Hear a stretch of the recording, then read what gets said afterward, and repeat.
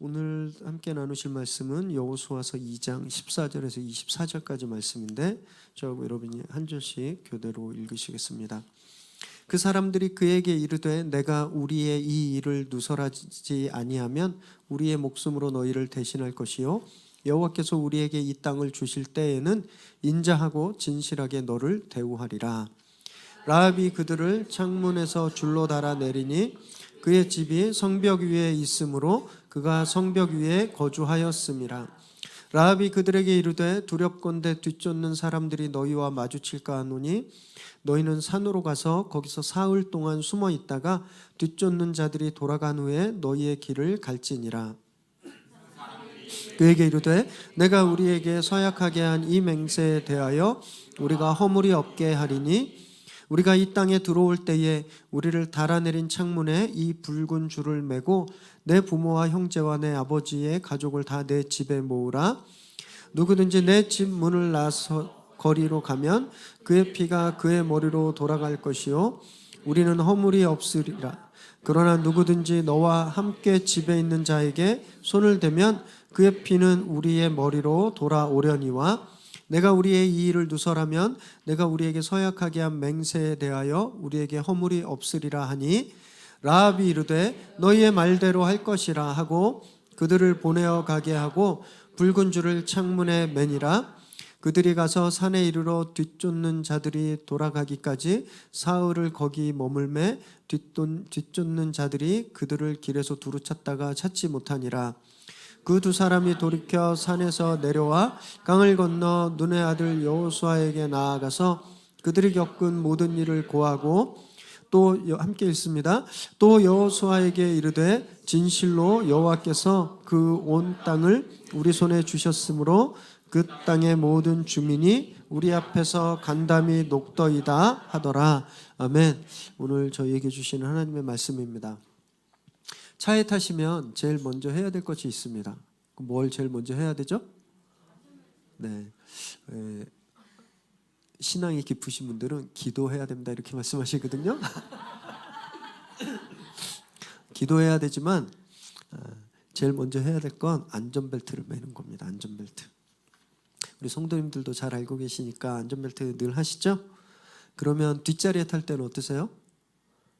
뒷자리에 잘 타본 적이 없으셔서 모르시지만 택시를 타거나 교회 밴 같은 거 타면 뒷자리에 타시면 주로 안 하세요. 그죠?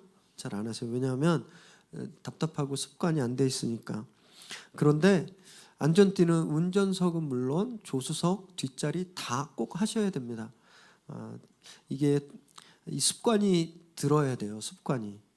아이들은 그래서 어렸을 때부터요 뒷자리에 있을 때 꼭 무조건 안전띠 매도록 그렇게 훈련을 시키셔야 돼요. 미국은 이 법적으로 돼 있어서 안전띠를 안 하면 벌금을 묻습니다. 그래서 꼭 시켰더니 애들이 컸는데도 뒤에 타면 꼭 이렇게 안전띠를 매요. 기분이 좀 나빠질 때가 있어요. 아빠가 운전을 잘 못할까 봐 이것들이 매나? 이게 아니라 습관이 돼 있는 거예요. 습관. 작년 여름에 부산에서 좀 안타까운 교통사고가 있었습니다. 한 SUV가 일가족이 탔었어요. 엄마, 아빠하고 아이들이. 근데 오작동이 난 거예요. 요즘 이제 막 문제가 되고 있는 급발진 문제 그런 거였는데 갑자기 차가 가다가 급발진을 해서 세워져 있는 트레일러를 탁 받았습니다. 그래서 사고가 나서 엄마, 아빠, 애들이 다 이제 사망하게 됐어요. 너무 안타까운 사건인데 이 사고를 조사하다가 사람들이 이런 걸 발견했어요. 만약에 이 당시 아이들이 뒤에서 안전벨트만 하고 있더라도 얘네들은 죽지 않았을 거다라는 거예요. 안전벨트만 하면 죽지 않았을 거다라는 거예요. 도로교통공단의 보고에 따르면 2015년, 제가 2016년 보고를 찾으려고 봤더니 아직 보고가 안 올라왔더라고요. 그래서 2015년 보고가 최신 보고입니다. 2015년에 총 23만 2천 건의 교통사고가 났대요. 한국에서 23만 2천 건. 부상자가 3만 5천 명 정도 됐다고 합니다. 그중에 사망자 수는 4,621명. 교통사고로 4,600명이 죽은 거예요. 이 4,600명의 사망자 중에서 만약에 그때 안전벨트를 했다면 절반 이상, 약 3분의 2 정도는 목숨을 잃지 않았을 거다라는 조사가 보고됐습니다. 서울대병원에서 또 이런 조사를 냈는데요. 안전벨트를 하지 않은 운전자가 안전벨트를 하지 않았을 때는 12배 정도, 또 옆자리나 뒷자리가 안전벨트를 하지 않았으면 6배 정도 사망 위험률이 높다라고 되어 있어요. 여러분, 안전벨트는 옵션이 아니에요. 반드시 하셔야 되는 거예요. 안전벨트만 매면 최소 12번의 죽을 위험을 저희가 위기에서 그 건짐을 받는 거예요. 그런 위험으로부터 우리가 건져지는 거예요. 그래서 안전벨트는 귀찮은 줄이 아닙니다. 생명줄이에요. 생명줄. 오늘 성경에 보면요, 줄이 하나 나옵니다. 줄. 안전벨트가 이 생명을 살리고 사람을 보호하는 줄이 이 차에만 있는 게 아니라 성경에도 나와요. 가나안 진군을 앞두고 여호수아가 저희가 지난주에 살펴보았죠. 스파이 2명을 아주 몰래 은밀하게 자기 편도 모르게 뽑아서 여리고성에 침투시켰어요. 그런데 금방 발각됐습니다. 금방. 정탐은커녕 숨어 있었어요. 라합이라고 하는 그 기생집에 숨어버렸어요. 이 병사들이 라합에 와서 막 어디 있느냐 왔더니 라합이 이 병사들에게 거짓말을 해서 이 사람들을 따돌리게 되죠. 그리고 나서 라합이 이 이스라엘 스파이들과 단판을 짓습니다. 단판을. 그때 이 라합이 정말 어마어마한 고백을 하게 되는데, 그것이 뭐였냐면 하나님은 이 온 우주의 유일하신 하나님이시다라는 고백을 하게 됩니다. 그런데 이 고백이 놀랍게도 모세가 했던 고백이었고 또 솔로몬이 했던 고백이었다라는 거예요. 이 신앙의 위대한 선조들이 했던 고백을 라합이라고 하는 기생꾼이 하고 있다라는 거예요. 그리고 이렇게 당당한 요구를 하는데, 지난주 말씀인데 2장 12절 말씀을 우리가 함께 읽습니다. 시작. 그러므로 이제 청하노니 내가 너희를 선대하였은즉 너희도 내 아버지의 집을 선대하도록 여호와로 내게 맹세하고 내게 증표를 내라. 내가 너희를 구했으니까 너희도 나를 구해야 돼. 하나님 앞에 맹세하고 그 증거를 줘. 이렇게 이야기하고 있는 거예요. 그냥 이것만 보면 다 이해가 되시죠? 그럴 것 같아요. 그죠? 내가 은혜를 베풀었는데, 은혜를 기브 앤 테이크인데, 그죠? 하나 줬으면 하나 받는 게 맞잖아요. 그런데 이 말씀을 자세히 묵상하면 이 말씀은 엄청난 비밀이 들어있어요. 선대했다라고 하는 단어가 다른 말이 많음에도 불구하고 여기에서 헤세드라는 단어가 쓰였습니다. 헤세드. 이렇게 말한 거예요. 내가 너희에게 헤세드를 베풀었으니 당신도 우리에게 헤세드를 베풀라라는 말이거든요. 이 성경에 헤세드가 어느 때 또 사용되는 말인지 아세요? 하나님은 인자하시다, 하나님은 자비로우시다, 하나님은 은혜가 크시다 할 때 사용됐던 단어가 헤세드예요. 라합은요, 지금 그 말을 하나님의 인자하심, 하나님의 선하신 그 성품을 표현할 때 하는 단어를 가지고 자기가 요구하고 있는 거예요. 단지 내가 노숙자가 불쌍해서 동전 몇 개 던져주는 그런 동정심으로 너희를 도운 게 아니야 라고 말하고 있는 거예요. 단지 지금 상황이 안 됐어서, 그래서 그냥 불쌍해서 내가 너희를 도운 게 아니야. 하나님의 성품, 하나님이 우리가 멸망할까 봐 우리를 불쌍히 여기시고 그래서 베풀었던 그 자비하심, 내가 그 자비하심을 베푸는 거야. 그래서 너희도 그 자비하심을 나에게 베풀어야 돼. 스파이들에게, 이 정탐꾼들에게 라합이 이야기하고 있지만 사실 라합이 진짜 말하고 있는 대상은 하나님이었던 거예요. 하나님. 13절에 보면 더 나와 있는데 13절 보실까요? 시작. 그리고 나의 부모와 나의 남녀 형제와 그들에게 속한 모든 사람을 살려주어 우리 목숨을 죽음에서 건져내라. 여기 목숨이란 말이 히브리어에는요, 이 육신의 목숨, 이렇게 숨이 탁 끊어지면 이렇게 탁 떠나게 되는 이 육체적인 목숨을 뜻하는 단어가 하이임이라고 하는 단어가 있어요. 하이임. 라합은 근데 여기서 목숨이라고 할 때 이 하이임이라는 단어를 쓴 것이 아니라 네페쉬라는 단어를 썼습니다. 네페쉬.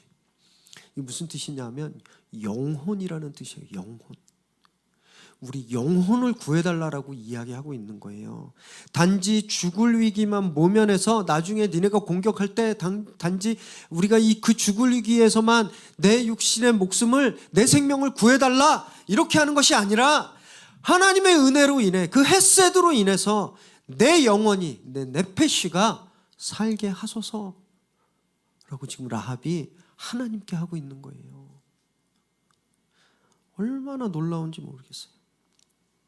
그래서 라합이 살게 된 건, 라합이 구원받게 된 건 자기가 베푸른 선한 행동 때문이 아니라 하나님의 은혜 때문에 살게 됐다라는 거예요. 여러분, 이게 굉장히 중요한데요. 어떤 분들은 이 성경 말씀을 잘못 해석해서 이렇게 이야기해요.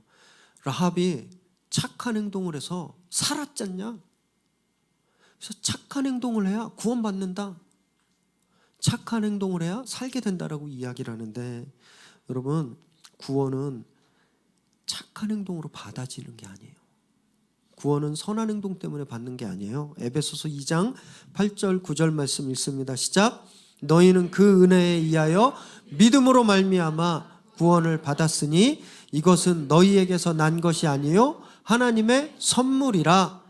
행위에서 난 것이 아니니 이는 누구든지 자랑하지 못하게 함이라. 행동으로 구원을 얻어지는 게 아니라는 거예요.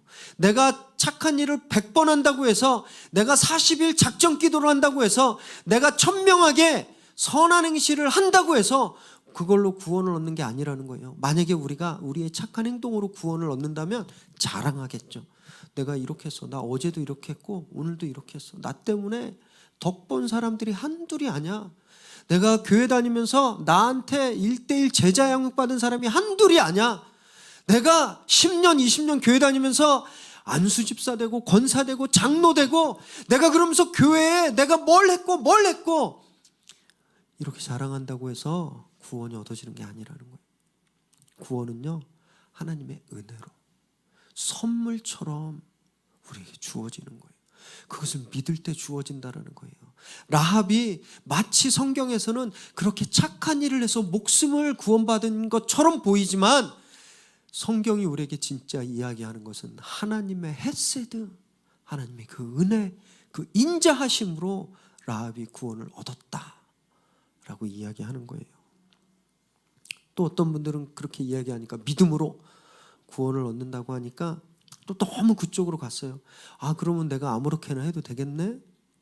내 맘대로 살고 내 맘대로 해도 되겠네?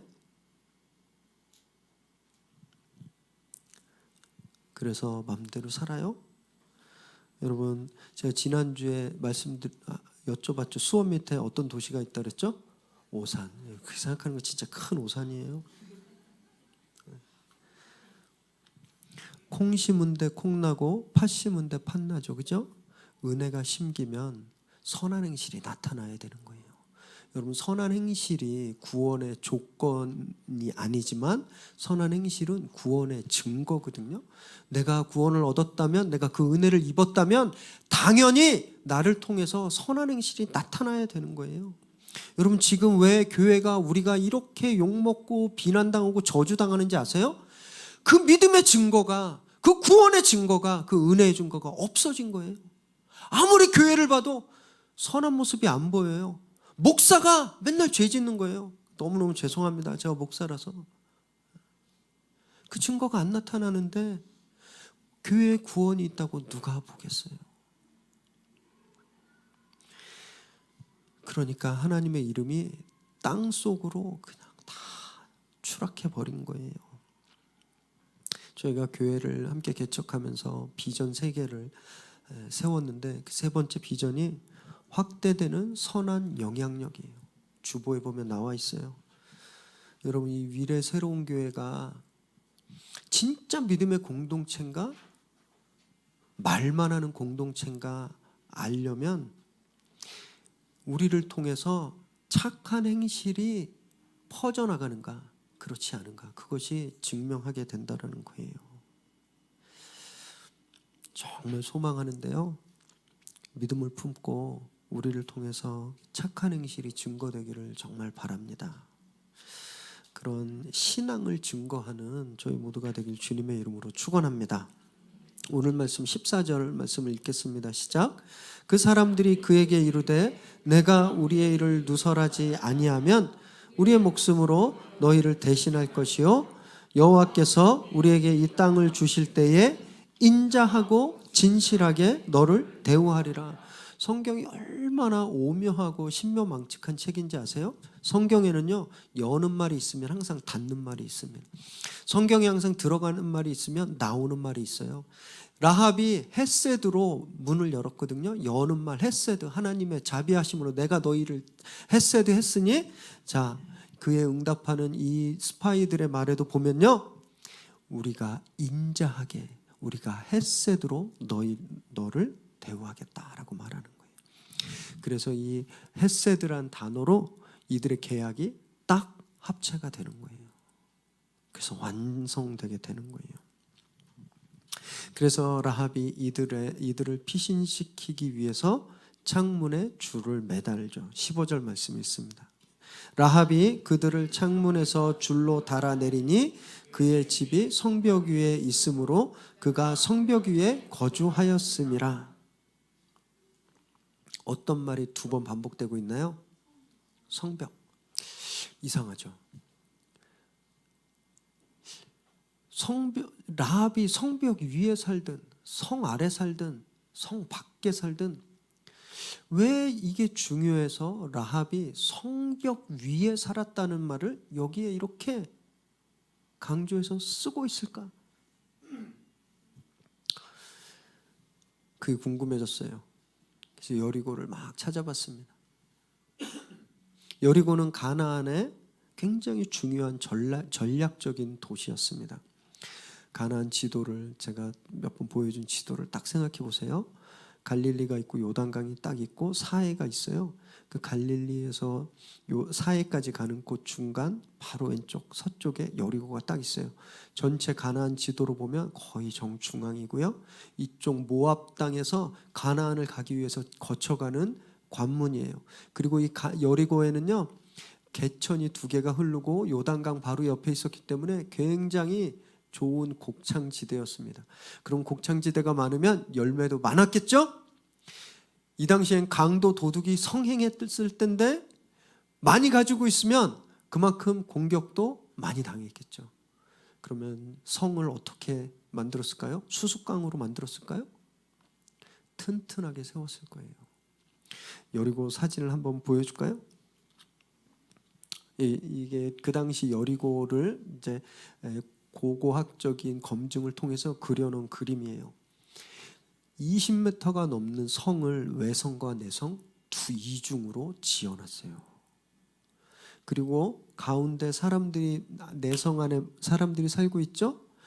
거기서 밀려난 사람들이 내성과 외성 중간에, 성벽 중간에 살고 있었어요.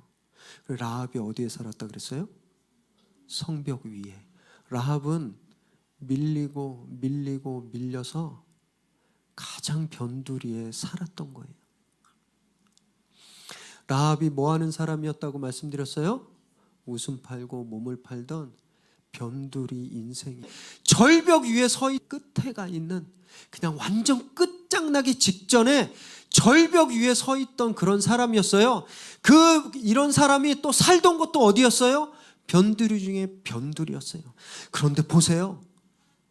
그렇게 밀려나고 가장 낮은 그 자리에서 어떤 사건이 일어나고 있는 거예요? 하나님의 은혜를 고백하는 사건이 일어나고 있는 거예요. 여러분, 저 성 중앙에 잘 사는 사람들이 있던데도 이야기되지 않는 거예요. 그냥 대충 살던 사람, 많이 누리는 사람들도 그런 자리에서도, 좋은 자리에서도 일어나지 않았던 그 하나님의 은혜와 자비를 고백하는 사건이 변두리에 밀려났던 가장 초라한 자리에서, 가장 비참한 자리에서 하나님의 은혜, 헤세드가 고백되고 있는 거예요. 말씀을 묵상하면서 2000년 전에 일어났던 사건이 떠올랐어요. 아무도 주목하지 않았고 아무도 알아봐주지 않았고 버려졌던 마국간에서 만왕의 왕 예수 그리스도가 태어나셨던 그 사건. 여러분, 그리고 성경을 보면요, 하나님의 기적의 사건들은 그런 자리에서 일어나더라고요. 하나님의 기적의 사건은요, 좋고 높고 풍족하고 풍요롭고 편한 자리가 아니라 밀려서 이제 죽겠구나 했던 그 순간에 그 자리에서 하나님의 기적이 시작되는 거예요. 여러분, 혹시 나 변두리 인생이구나 이렇게 생각하시는 분 계세요? 나는 왜 하는 일마다 안 되나? 다른 사람은 다 주인공이고, 요새 뜨는 쌈마이 왜? 네. 거기에 주인공들처럼 다른 사람들은 다 그런 주인공이고 나는 그냥 지나가는 행인이 그렇게 버려졌다고, 그렇게 변두리에 산다고, 그냥 내 인생은 변두리야. 여러분, 그렇게 생각되시는 분 계세요? 절망하지 마세요. 여러분, 그 자리가 기적이 시작되는 자리입니다. 여러분이 하나님의 햇새들을 고백하는 순간, 여러분이 하나님의 은혜를 고백하는 순간 그 자리에서 회복의 기적이 시작되는 거예요. 우리를 울게 만들었던 그 자리에서 기쁨의 기적이 시작되는 것을 믿으시기 바랍니다. 18절과 19절 말씀을 읽습니다. 시작. 우리가 이 땅에 들어올 때에 우리를 달아내린 창문에 이 붉은 줄을 메고 내 부모와 형제와 내 아버지의 가족을 다 내 집에 모으라. 누구든지 내 집 문을 나가서 거리로 가면 그의 피가 그의 머리로 돌아갈 것이요 우리는 허물이 없으리라.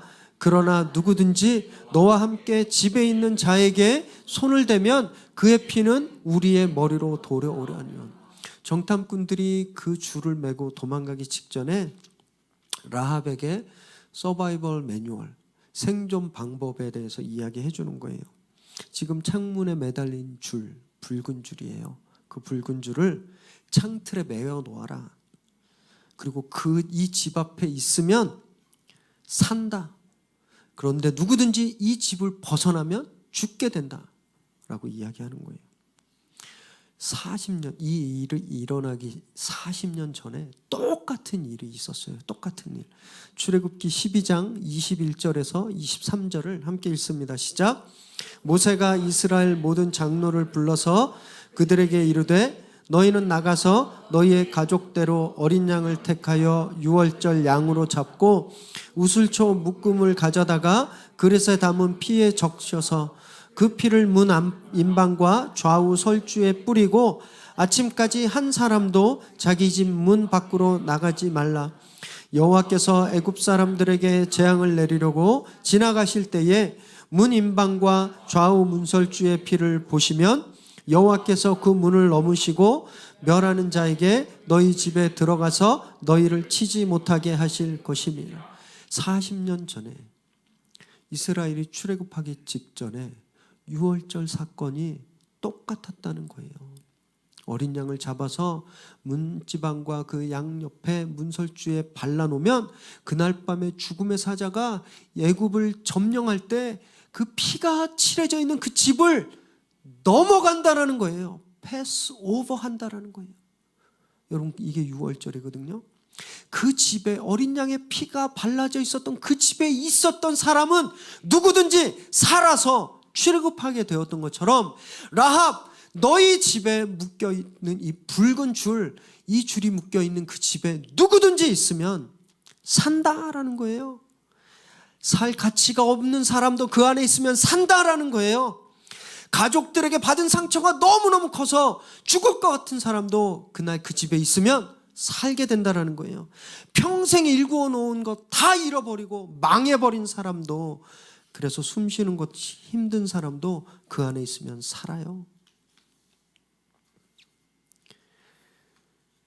자식들 때문에, 남편 때문에 속이 부글부글 끓고 괴로워서 매일매일 우는 사람도 그 붉은 줄 아래 있으면 산다는 거예요. 여러분, 이것이 성경에서 말씀하고 있는 헤세드, 하나님의 자비하심, 하나님의 은혜라는 겁니다. 내가 뭘 열심히 해야지 사는 게 아니라 그냥 믿고 그 안에 들어와 있으면 사는 거예요. 한 번은 딴 교회 있을 때 예배 사회를 보러 딱 갔는데 2층 딱 정면에 어떤 분이 딱 보이는 거예요. 사람들을 무자비하게 총칼로 죽이고 정권을 잡고 수백억의 돈을 빼돌리고 나는 돈 몇만 원밖에 없다라고 했던 그 독재자의 아들이 딱 보이는 거예요. 그때 속에 어떤 생각이 들었냐 하면 왜 저런 사람이 교회에 왔을까? 라는 생각이 딱 들더라고요. 너무 미웠거든요. 너무. 그런데 또 이런 생각이 들더라고요. 야, 저런 사람도 교회 안에 들어오면 사는구나. 이 은혜구나 깨달았습니다. 여러분 생각해 보세요. 저희 자신을 한번 보세요. 저희도 얼마나 죄가 많아요. 주일날 교회 오실 때 최고로 깨끗하게 오셔서 그나마 지금 이렇게 저를 비롯해서 다 봐주실 만하지만 여러분 이 옷 안에 있는 이 몸 안에 있는 저부터 그래요. 저 보면 얼마나 많은 죄가 있는지 몰라요. 그런데 하나님이 그 죄 때문에 우리를 죽이시겠다고 하시는 것이 아니라 우리가 그 줄 안에 들어와 있으면 산다. 여러분 이것은 얼마나 큰 은혜인지 몰라요. 라합이 그 은혜 안에 거하기로 결단합니다. 21절 말씀을 읽습니다. 시작. 라합이 이르되 너희의 말대로 할 것이라 하고 그들을 보내어 가게 하고 붉은 줄을 창문에 매니라. 바로 붉은 줄을 창문에 맸어요. 스파이들은 3일 동안 산에 가서 숨어 있어야 되잖아요. 그리고 다시 숨어 있다가 몰래 강 건너 자기 진영에 가서 거기서 마지막으로 군사작전을 하고 다시 오려면 최소한 열흘 정도는 걸리지 않았을까요? 그러면 한 8일쯤 돼서 창문에 줄을 매도 되었을 거예요. 아니면 저기서 막 공격하는 소리가 들리면 그때 얼렁 매도 되었을 텐데 라합은 즉시 그 줄을 창틀에 메었어요.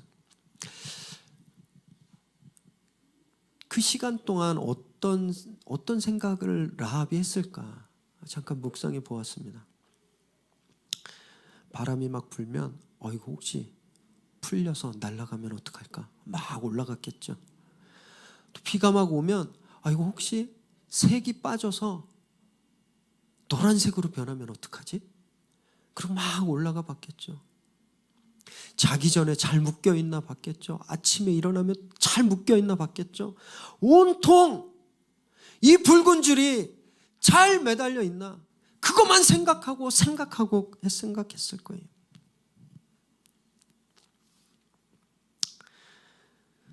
사람은 떠났어요. 약속 맺은 사람은 정탐꾼들은 떠났지만 그 약속에 대한 믿음, 그 믿음이 계속 남아있는 거예요.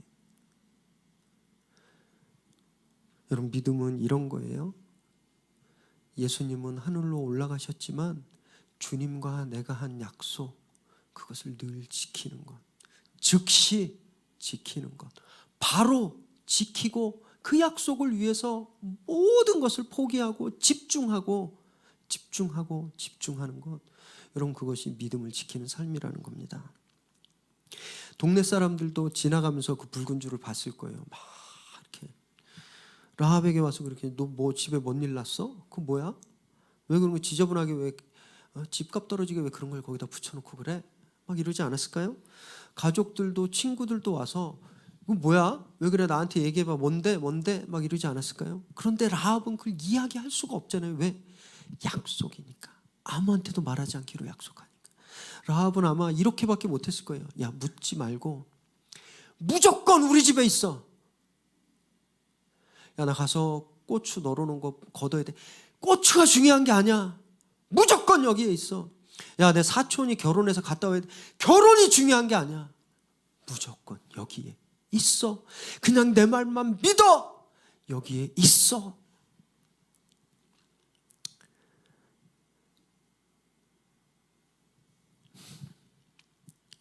믿음을 지키는 삶은 남들이 이해할 수가 없어요. 먹고 살기 바쁜데 왜 그렇게 새벽마다 주일마다 교회 가는지 이해가 안 되는 거예요. 주일날 특별 과외를 받든지 방학에는 인텐시브 스쿨에 가가지고서 집중 학원을 다녀야 되는데 주일날 애들이 무슨 성경 공부한다고 주일학교 한다고 오후까지 교회에 있고 여름방학에는 학원 가야지 얘네들이 성적 떨어지게 리트릿 가고 수련회 가고 아울리치 가고 이해할 수 없는 거예요. 그래서 놀리고 비난하는 거예요.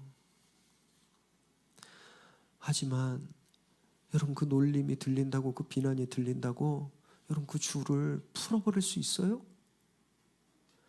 라합에게 사람들이 몰려와서 그거 떼라, 보기 안 좋다, 너 돌았냐 막 그러고 줄을 풀라고 해도 라합이 그 줄을 풀 수가 있었을까요? 생명줄이기 때문에 다른 건 다 포기해도 그건 절대 포기할 수 없었다라는 겁니다. 자동차의 시트벨트가 우리를 사고에서 구해준다면 여러분 라합의 이 붉은 줄은 멸망에서 보호해주는 생명줄이었어요. 사랑하는 여러분, 라합에게 있었던 붉은 줄, 그 붉은 줄이 우리한테도 있는 거 아세요? 우리를 죽음으로부터 지켜주는 그 붉은 줄이 저희에게도 있어요. 저희를 멸망으로부터 지켜주는 그 붉은 줄이, 그 생명줄이 저희에게 있다라는 거예요. 에베소서 1장 7절 말씀을 읽습니다. 시작. 우리는 그리스도 안에서 그의 은혜의 풍성함을 따라 그의 피로 말미암아 속량 곧 죄사함을 받았느니라. 우리를 죄사하게 해주신 분, 우리를 죽지 않게 해주신 예수 그리스도의 보혈, 그 보혈이 우리의 생명줄이라는 겁니다. 보혈 안에 있으면 사는 거예요. 여러분, 내가 아무리 많이 가졌다고 해서, 많이 배웠다고 해서, 내가 힘이 세다고 해서 걱정 없고 너무너무 행복하다고 해도 그 줄 밖에 있으면 죽는 거예요. 하지만 변두리 인생, 너무나 초라하더라도 자랑할 것 하나 없고 가진 것 없고 내 인생은 왜 이렇게 매일매일 죽지 못해 사나, 그런 사람도 이 줄 아래 있으면 살게 되는 겁니다. 우리를 망하게 하는 건요, 우리를 죽게 하는 건 돈이 없어서 죽는 게 아니에요. 우리를 망하게 하는 건 우리를 미워하는 사람들이 우리를 망하게 하는 게 아니라는 거예요. 내 사업이 실패하는 것, 그게 나를 죽게 하는 게 아니라 그 줄 밖에 있을 때 죽는다라는 거예요. 오늘 우리가 그래서 우리 안에 있는 그 붉은 줄, 예수 그리스도를 생각하시면서 우리도 한번 줄을 좀 묶어봤으면 좋겠는데, 여러분 이제 들어오시면서 주보에 있는 요 비닐 있죠? 요걸 한번 다 열어보세요. 그럼 막대기가 긴 게 있고 작은 게 있는데 십자 모양으로 엇갈려서 놓으시고요. 빨간 줄로 대각선으로 2번씩 X자로 묶으시고 한번 묶어보세요.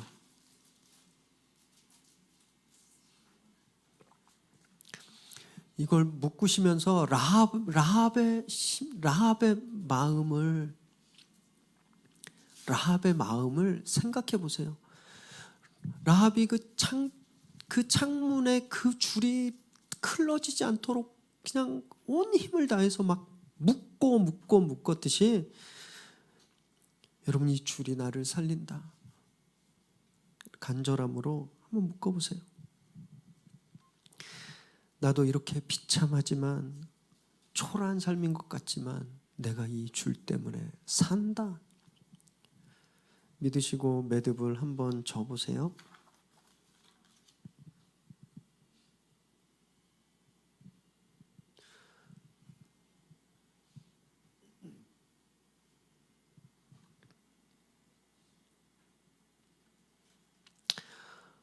다 하신 분 한번 들어보실까요? 이렇게 한번 들어보세요. 다 한번 이렇게 다 들어보세요. 네. 무엇이 보이세요? 뭐가 보이세요? 십자가. 네. 라합의 창틀에 걸린 붉은 줄, 예수 그리스도의 십자가를 나타내는 거예요. 유월절 어린 양의 보혈, 그 문에 발려진 그 보혈도 예수 그리스도의 십자가를 의미합니다. 우리는 이 십자가 아래서 안전할 수 있게 되는 거예요. 붉은 줄 아래 거하십시오. 여러분, 그러면 살게 되는 거예요.